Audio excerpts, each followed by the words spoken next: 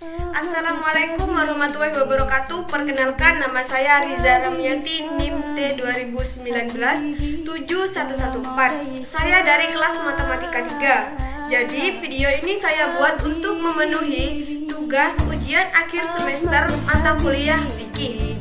Selamat menyaksikan. Baik, saya akan menjelaskan tentang sejarah dan perkembangan ilmu fikih.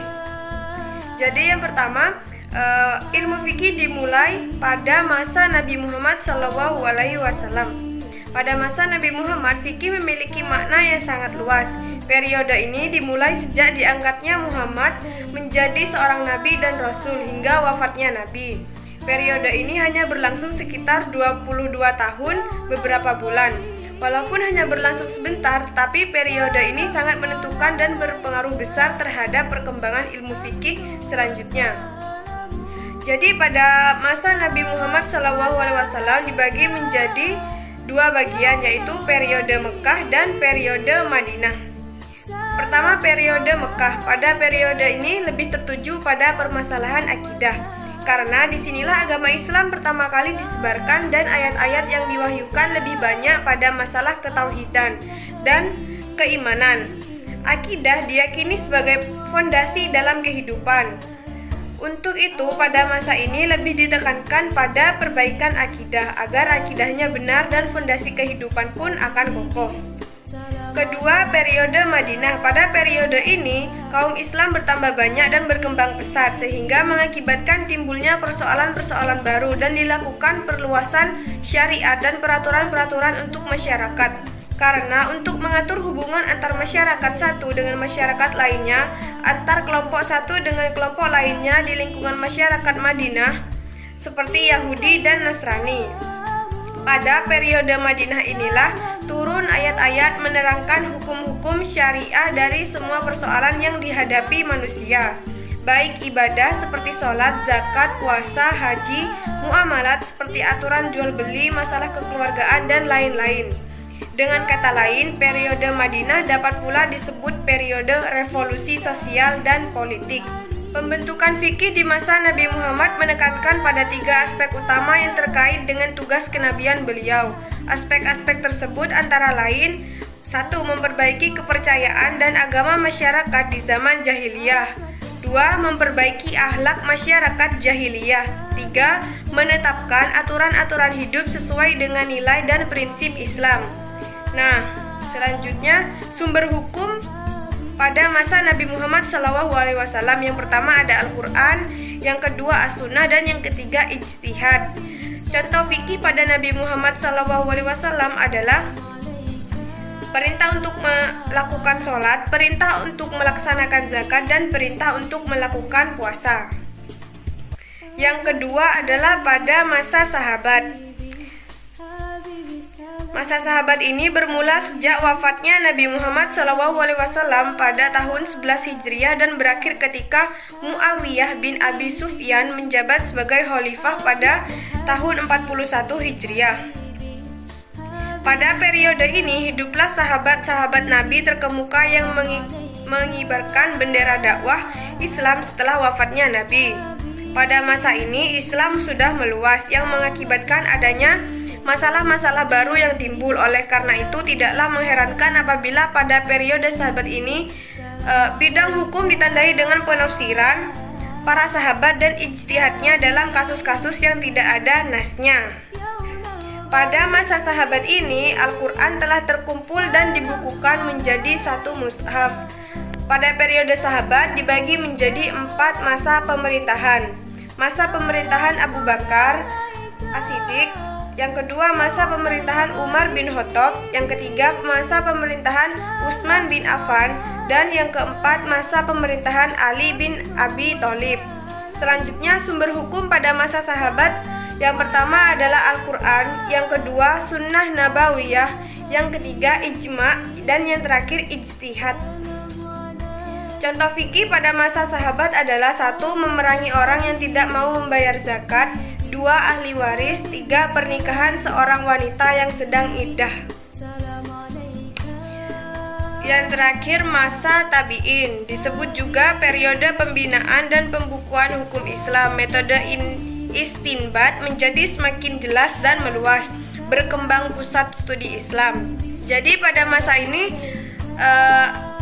terjadi setelah berakhir masa sahabat, muncul masa tabi'in. Generasi tabi'in terdiri atas murid-murid para sahabat.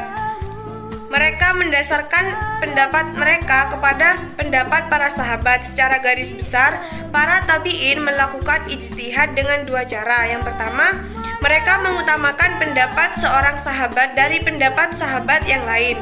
Bahkan kadang mengutamakan pendapat seorang tabi'in dari pendapat seorang sahabat. Hal itu jika pendapat yang diutamakannya menurut ijtihadnya lebih dekat dengan Al-Quran dan Sunnah. Yang kedua, mereka sendiri berijtihad. Bahkan menurut Ahmad Hasan bahwa pembentukan hukum Islam sesungguhnya secara profesional dimulai pada periode tabi'in ini. Kegiatan melakukan ijtihad pada masa ini semakin meningkat. Para sejarawan bahkan menyebutnya dengan periode ijtihad dan masa keemasan fikih Islam. Setiap kota memiliki mujtahid yang menjadi panutan dan memberi sumbangan pada perkembangan ijtihad di daerah yang bersangkutan. Misal, di Mekah muncul tokoh seperti Atta bin Abi Rabah, di Madinah muncul Sa'id bin Musayyab, Urwah bin Zubair, di Basrah muncul Muslim bin Yasar, Muhammad bin Sirin, dan lain-lain. Antara Islam sebagai agama dan hukum terdapat kaitan langsung dan yang tidak mungkin diingkari.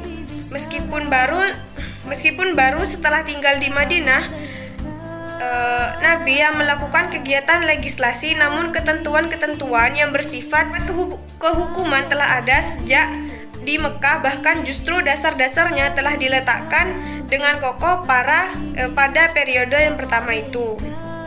Dasar itu memang tak semuanya langsung bersifat kehukuman atau legalistik, sebab selalu dikaitkan dengan ajaran moral dan etika. Maka sejak Nabi di Mekah mengajarkan tentang cita-cita keadilan sosial yang antara lain mendasari konsep-konsep sebagai berikut.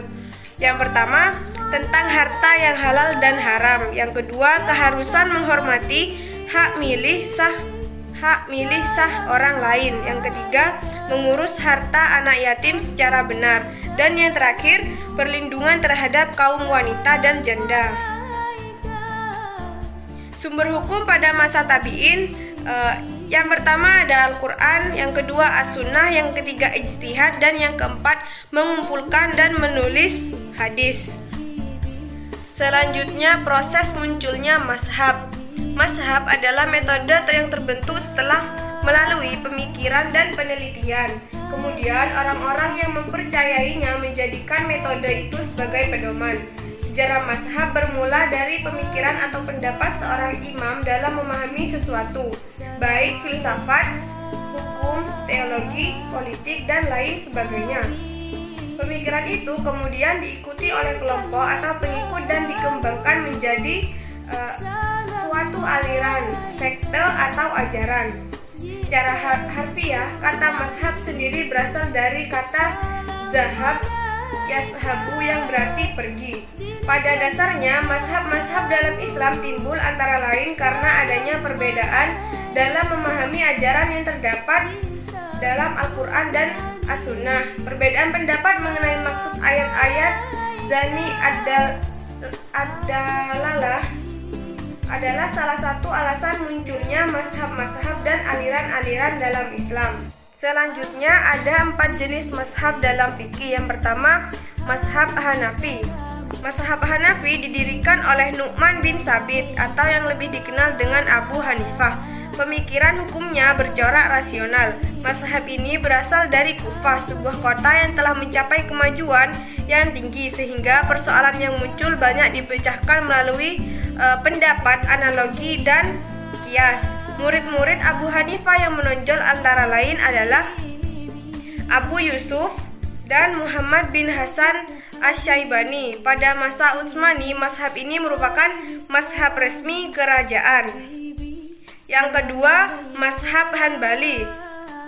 Mazhab Hanbali ini didirikan oleh Ahmad bin Muhammad bin Hanbal atau dikenal dengan Imam Hanbali. Pada masa mudanya ia berguru kepada Abu Yusuf dan Imam Syafi'i. Corak pemikirannya tradisionalis atau fundamentalis. Selain berdasar pada Al-Quran, As-Sunnah, dan ijtihad sahabat, ia juga menggunakan hadis mursal dan qiyas jika terpaksa. Karyanya yang terkenal adalah Musnad atau kumpulan hadis-hadis Nabi. Beberapa pengikut yang terkenal adalah Ibnu Taimiyah dan Abdul Wahhab. Penganut mazhab Hanbali banyak terdapat di Irak, Mesir, Suriah, dan Arab Saudi. Yang ketiga, mazhab Maliki. Mazhab Maliki adalah mazhab yang didirikan oleh Malik bin Anas bin Malik bin Amir al-Ashbahi atau biasa dikenal dengan Imam Malik. Sepanjang hidupnya, Malik tidak pernah meninggalkan Madinah kecuali untuk keperluan ibadah haji. Pemikiran hukumnya banyak dipengaruhi sunnah yang cenderung tekstual. Malik juga termasuk periwayat hadis. Karyanya adalah Al-Muwatta, hadis yang bercorak fikih. Imam Malik dikenal sebagai mufti dalam kasus-kasus yang dihadapi, seperti fatwanya bahwa tabiat yang dipaksakan hukumnya tidak sah. Selain itu, pemikirannya juga banyak menggunakan tradisi warga Madinah. Yang terakhir, mazhab Syafi'i. Mazhab Syafi'i atau Syafi'iyah didirikan oleh Abu Abdullah Muhammad bin Idris Asy-Syafi'i atau dikenal dengan Imam Syafi'i. Selama hidup, ia pernah tinggal di Baghdad, Madinah, dan terakhir di Mesir. Oleh karena itu, corak pemikirannya adalah konvergensi atau pertemuan antara rasionalis dan tradisionalis. Selain berdasar pada Al-Quran, Sunnah, dan ijma', Imam Syafi'i juga berpegang pada qiyas. Ia disebut sebagai orang pertama yang membukukan ilmu usul fikih.